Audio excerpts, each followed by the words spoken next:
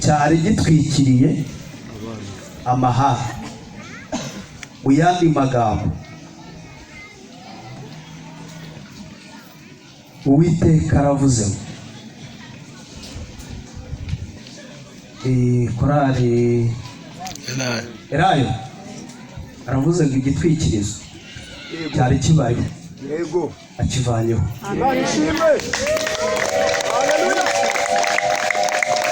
Ageze ati akivanyeho. Iyo umuntu atwikiriye ntabwo agaragara, ntabwo amenyekana, ariko Uwiteka akivanyeho. Amen.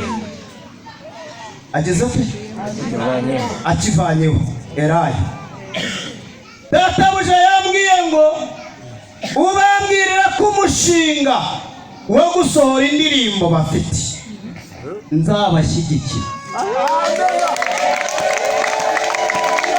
Ntabwo ari jyewe uzabashyigikira, ni Uwiteka uzabashyigikira.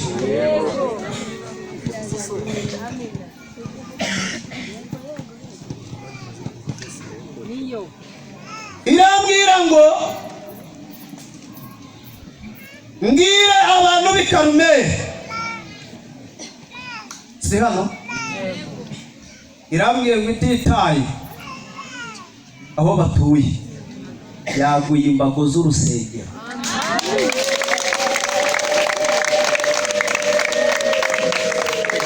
Byumvisha amatwi ni ibintu byoroshye, ariko iyo usubije amaso inyuma ukareba babona bidashoboka.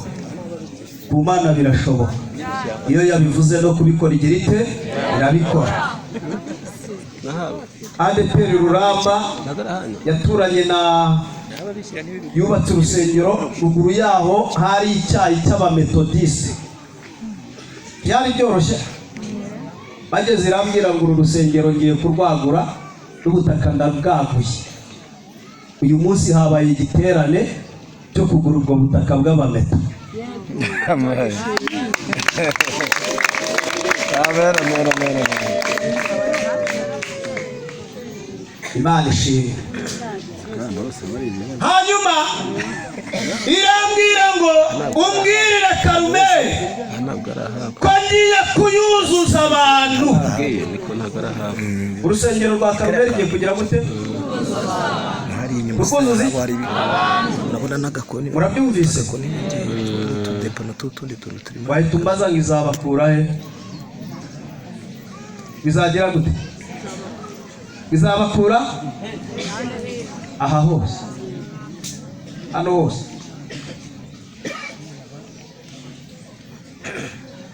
Hanyuma irambwira ngo ubambwirire ko kandi kubw'iyo mpamvu ngiye kubaremera iyindi korari ya kabiri i Karumeli.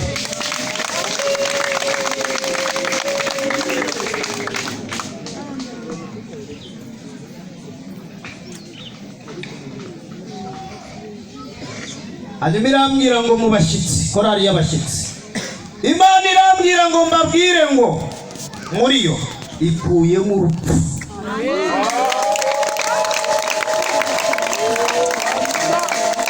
Rw'abaririmbyi barindwi. Muretse bangaye? Barindwi. Babiri bari gusozanya n'uyu mwaka, abandi kugeza mu kwezi kwa karindwi nabo bari kuzaba bataye. Uwanyuma bari kuzapfa mu kwa karindwi kuri 21. Abanyarwanda bakunda ibimenyetso, Imana izabibarinde.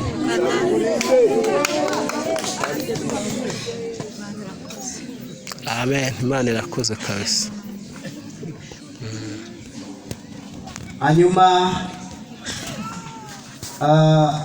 ingira yandi magambo akomeye cyane. Irambwira ngo mbwirire abantu banjye kigiranye na bisezerano ry'amahoro muri kano gace. Igiranye na bisezerano ry'iki muri kano gace. Ikitonderwa, irambwira ngo bambwirire basengera ukwezi kwa kane, ukwa gatatu, ukwa kane, ukwa gatanu, ukwa gatandatu, ukwa karindwi n'ukwezi kwa munani. irambwira ngo izabana namwe, ariko nuko yasengera ayo mezi yego mugasenga mugasaba Imana ikarushaho kurema ibishya. Hanyuma irambwira ngo ibyago umwanzi yateguye guteza muri ayo mezi ibivanishijeho imbaraga zayo zikomeye.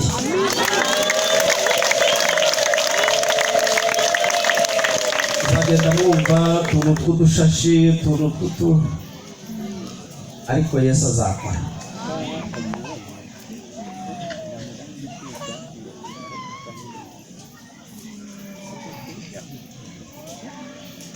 Nyuma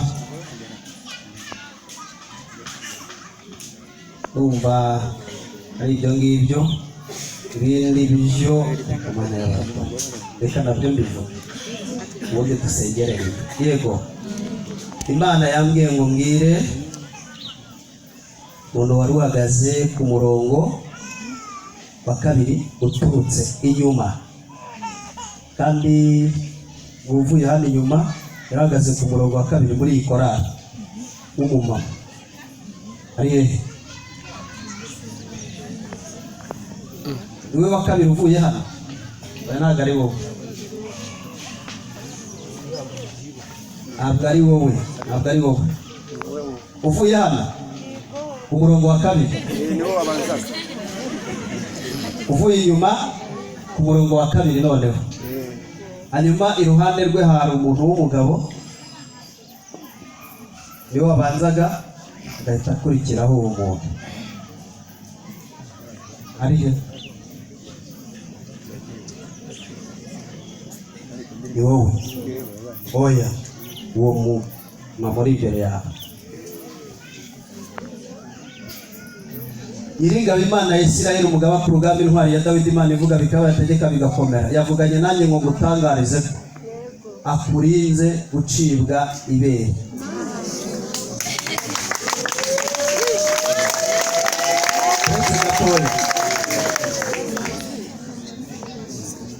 Imana irambwira ngo kugira ngo umenye neza ko ari wowe kandi ko yavuganye nawe, wowe ubwawe umaze iminsi ufatwa n'ibintu by'imisonga mu gatuza ukayoberwa impamvu zabyo. Nyir'ingabo arambwira ngo mubwire ngo abadayimoni bari batangiye kurema kanseri, none abitesheje agaciro.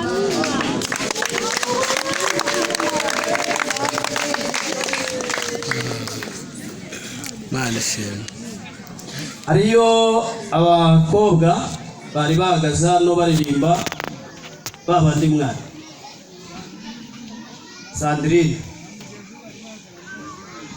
ariye. Yego urakoze cyane. Iri ni Uwera wa Isirayeli, umugaba ku rugamba, intwari ya Dawidi, Imana ivuga bikaba, yategeka bigakomera, ikura ku cyavu ikicazanya n'ibikomangoma. Yabwiye ngo ngutangarize ngo akurinze uburwayi bw'abadayimoni bwari bugiye gutuma uba impumyi amezi ayo.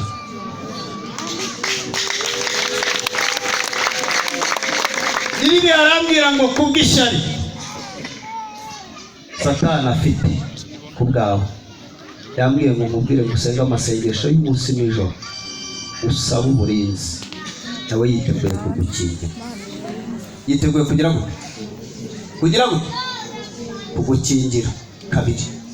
Arambwira ngo muri ayo masengesho uzasaba urukingo, icya kabiri uzasaba Imana izina ryawe rikure nyuma y'ayandi, irizamu irishyira imbere, kuko izakumenyekanisha muri iki gihugu ndetse no hanze yacu. Njye nitwa komeza usenge, mwicare.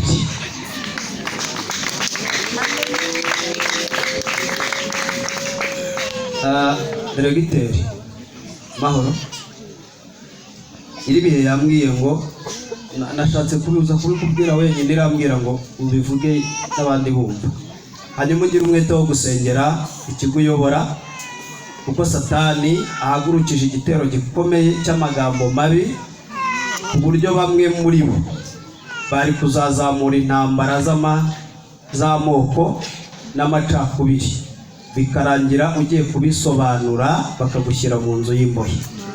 Uwiteka arambwira ngo ufate igihe usenge Imana iburizemo izo ntambara zagushyirisha mu nzu y'imbohe. Ni ugusenga nta kindi. Irambwira ngo nufata ibihe byo gusenga, ibihe byo kugira gute, umunsi wiyirije ubusa, amagambo yazatambuka ariko azarangirira hafi aho, ntabwo azazamuka. Nyuma yo kumva ayo magambo yamaze no gucogora, ni wowe ubwawe uzafata umwanya ugashima Imana.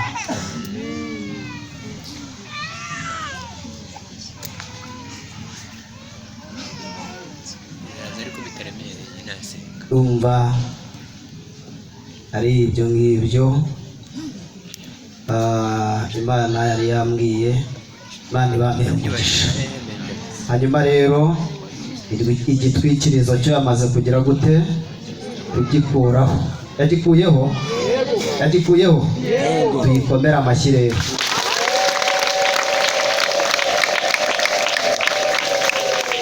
Twihute twisomere ijambo mu gitabo cya Ezira. Hanyuma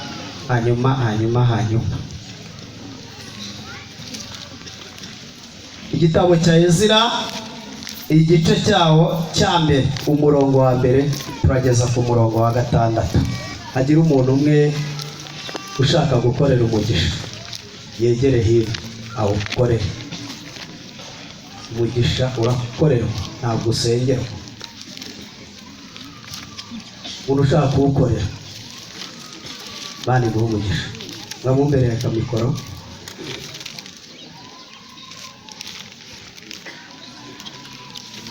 Kitala Ovestik Soblai Mando. Ezira igice cya mbere, umurongo wa mbere ugeze ku murongo wa 6. Nshaka ko dusengeraho. Umutwe w'amagambo aragira ati: umwami Kuro ategeka ko bubaka urusengero. Umwami Kuro ategeka ko agira ate? Arategeka. Ni itegeko. Ategeka ko bubaka urusengero. Mu mwaka wa mbere wo ku ngoma ya Kuro umwami w'Ubuperesi, mu mwaka wa mbere wa Kuro wo ku ngoma ya Kuro umwami w'Ubuperesi, Uwiteka atera umwete umutima wa Kuro umwami w'Ubuperesi. Uwiteka atera Kuro umwami w'Ubuperesi, ngo ijambo Uwiteka yavugiye mu kanwa ka Yeremiya risohore. Ngo ijambo Uwiteka yavugiye mu kanwa ka Yeremiya risohore. Ategeka ko bamamaza itegeko, ategeka ko bamamaza itegeko mu gihugu cye cyose. Kandi arandika ati Kuro umwami w'Ubuperesi aravuga ati, Kuro umwami w'Ubuperesi aravuga ati, Uwiteka Imana nyir'ijuru yagabiye ibihugu. Uwiteka Imana nyir'ijuru yagabiye ibihugu by'abami bose bo mu isi, kandi yanyihanangirije kuyubakira inzu i Yerusalemu mu Buyuda. None umuntu wo mu bantu bayo wese uri muri mwe Imana ye ibane nawe. None umuntu ngo ryari? None umuntu wo mu bantu bayo wese, umuntu wo mu bantu b'Imana bose uri muri mwe. Abantu b'Imana barimo hano ni bande? Abantu b'Imana bari hano, ab'Imana muzamure ikiganza turebe. Aha, murakoze cyane. Imana ye ibane nawe. Imana ye ya yindi yakoze bya bindi twahoze dushima. Azamuke ajye Yerusalemu mu Buyuda. Imana nawe azamuke aze hano i Karumeli. Yubaka inzu y'Uwiteka Imana ya Isirayeli. Yubaka inzu y'Uwiteka Imana i Karumeli, ariyo Mana iba i Yerusalemu. Ari nayo Mana iba i Karumeli. Kandi umusuhuke wese usigaraho yasuhukiye. Abantu baho nibamufashishe ifeza n'izahabu. Biremewe. Abantu baho n'ibintu n'amatungo. Nibamufashishe ifeza n'izahabu n'ibintu n'amatungo. ukuyemo amaturo baturira inzu y'Imana Yerusalemu, ukuyemo ibyacumi, amaturo n'ibindi byose bakorera mu nzu y'Imana. nuko abatware b'amazu y'abasekuruza b'Abayuda, nuko abatware b'amazu b'abasekuruza b'Abayuda n'ay'Abanyamini n'Ababenjamini bahagurukana n'abatambyi n'Abalewi n'abandi bantu bose Imana yateye umwete wo guhagurukana ngo bajye kubaka inzu y'Uwiteka Imana hano i Karumeli. maze abaturanyi babo batwerera ibikoresho by'ifeza n'izahabu n'ibindi bintu n'amatungo n'ibintu by'igiciro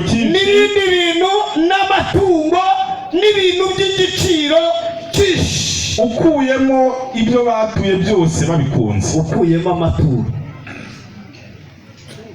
Amen. Ukuyemo iki? Amaturo. Ukuyemo iki? Amaturo. Ukuyemo iki? Amaturo.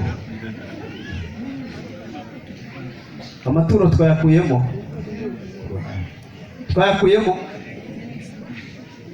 ahasigaye no kugira gute?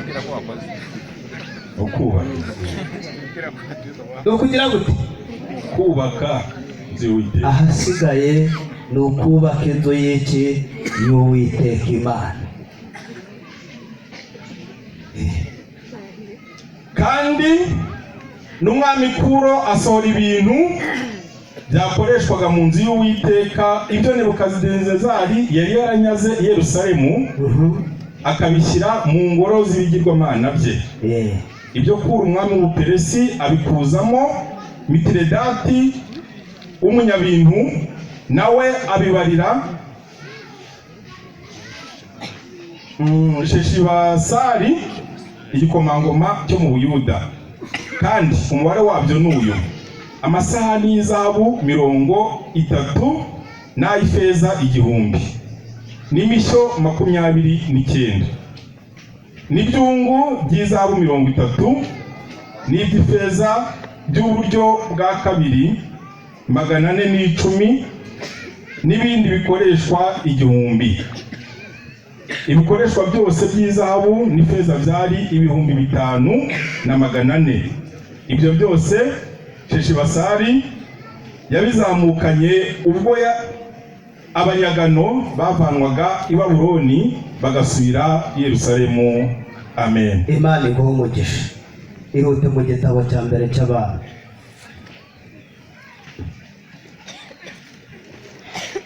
Igitabo cya mbere cy'Abami, igice cya 5.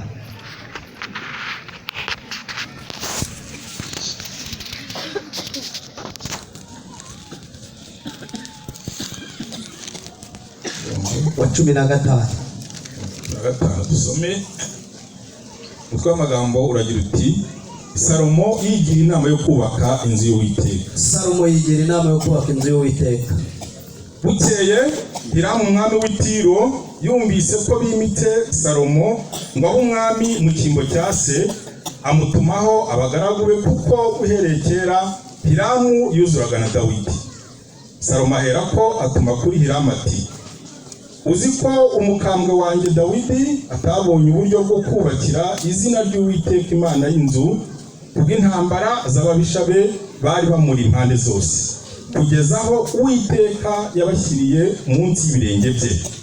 Ariko noneho Uwiteka Imana yanjye impaye ihumure impande zose, nta mubisha nta n'ibyago bikiriho. Nuko ngambiriye kubakira izina ry'Uwiteka Imana yanjye inzu, nk'uko Uwiteka yabwiye umukambwe wanjye Dawidi ati: umuhungu wawe nzashyira ku ngoma yawe mu cyimbo cyawe, niwe uzubakira izina ryanjye inzu. Nuko none tegeka abantemera imyerezi y'i Lebanoni, kandi bazakorana n'abagaragu banjye.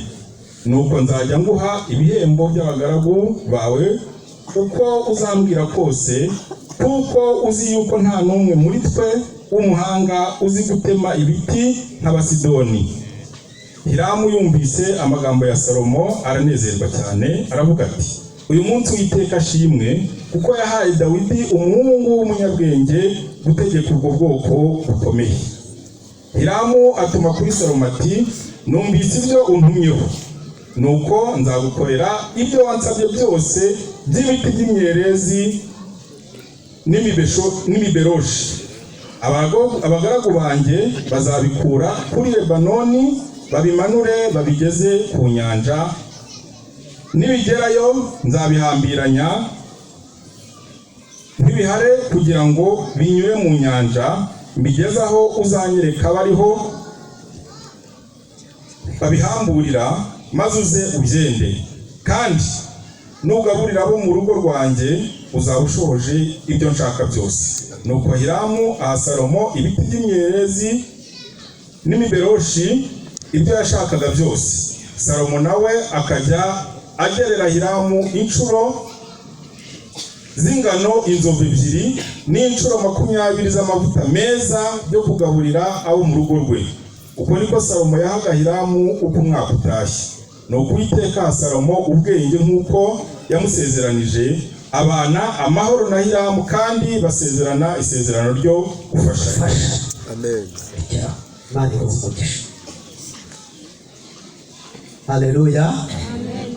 Amagambo yose dusomye atubwiye ko ari ukubaka inzu y'Imana. Inzu y'Imana iri mu buryo butatu. Uburyo bwa mbere ni umutima w'umuntu. Inzu y'Imana ni umutima w'umuntu. Dusome mu Befeso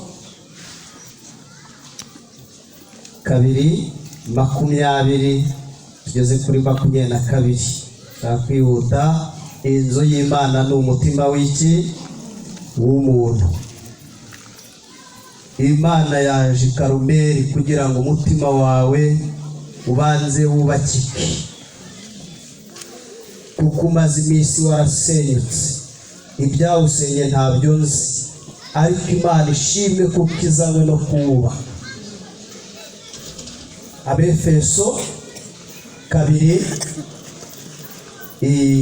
murongo wa 20 kugeza ku murongo wa 22 niho dusanga uburyo bw'uko inzu y'Imana ya mbere igomba kubakwa ari umutima w'umuntu. Yagira umuntu ukorera umugisha asome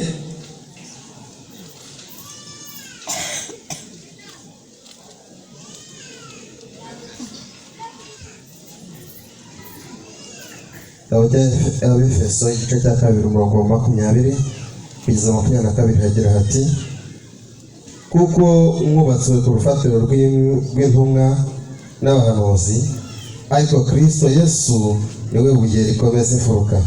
21 muri we inzu yose iteranijwe neza irakura ngo ibe urusengero rwera mu Mwami Yesu. 22 muri we namwe mwubakanwa kugira ngo mube inzu yo kubabwamo n'Imana umwuka. Amen. Haleluya. Haleluya. Urashaka ko umutima wawe wubakanwa n'uwa Kristo?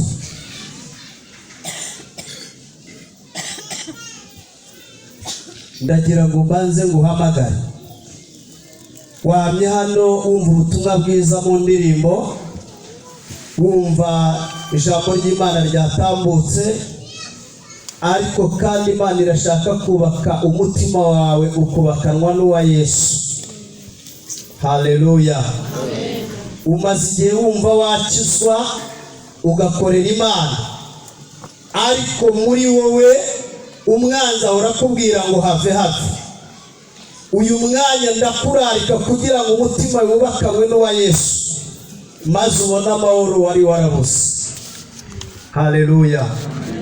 Ngiye gusengera umuntu ushaka kwakira Yesu nk'umwami n'umukiza, hanyuma kubakanwa na Kristo akajya amurinda imbaraga z'abadayimoni, Kristo akajya amurinda imyuka mibi ya karande, mbega kubakanwa na Yesu kugeza ku rwego rw'uko Imana izamwihera ubugingo buhoraho. Ndakurari, urumva ushaka kwakira Yesu nk'umwami n'umukiza, zamura ikiganza cyawe, Imana iguhe umugisha. Niba ushaka kwakira Yesu nk'umwami